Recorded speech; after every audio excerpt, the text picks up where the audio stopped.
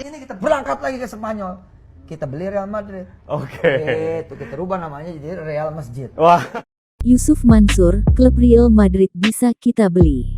Dari dana investasi recehan. Baru-baru ini video yang berisikan keinginan Yusuf Mansur beli Real Madrid viral lagi.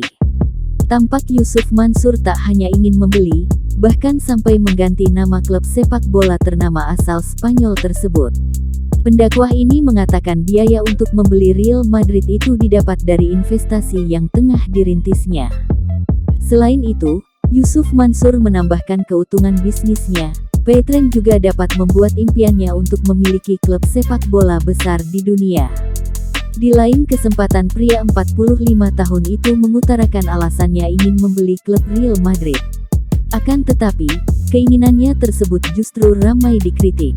Pasalnya, pendakwah ini dianggap memiliki ambisi yang terlalu besar.